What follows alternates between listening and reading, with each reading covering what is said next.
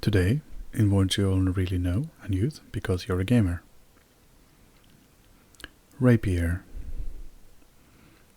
Rapier.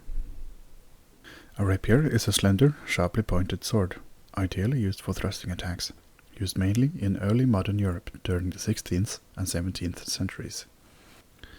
The word rapier generally refers to a relatively long, bladed sword characterized by a complex hilt, which is constructed to provide protection for the hand wielding it. While the blade might be broad enough to cut to some degree, the long, thin blade lends itself to thrusting. The rapier began to develop around the 1500 as the Spanish espada ropera, or dress sword. The espada ropera was a cut and thrust civilian weapon for self-defense and the duel. Its development began in the time period when the need for a lighter and faster sword became mandatory, thanks to the introduction of firearm use in warfare.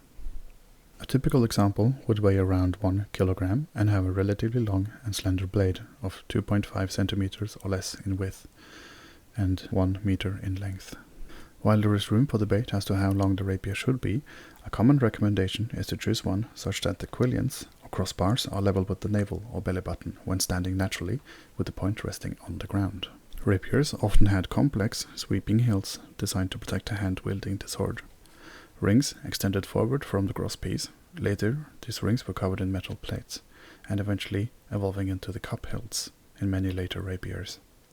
A big fat pommel, often covered in decorations, secured the hilt of the weapon and provided a balance to the long blade. With early fencing technique, it became necessary to use additional measures to protect the fencer, since the advent of the firearm had done away with the medieval armor. The idea of offhand weaponry or defense began in 1536 with Achilio Morozzo's book The Opera Novo, a book on rapier technique that also explained defensive positions, including among these was the use of an offhand device, usually a buckler, to help deflect the attacks of one's opponent. But we'll talk more about bucklers in a later encompassing episodes, about all the kinds of different shields we'll find around in games and in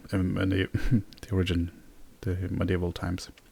I hope you found this episode entertaining or useful or educational, whatever. Please give me suggestions on words you would want me to pick up in these episodes, and I will see you guys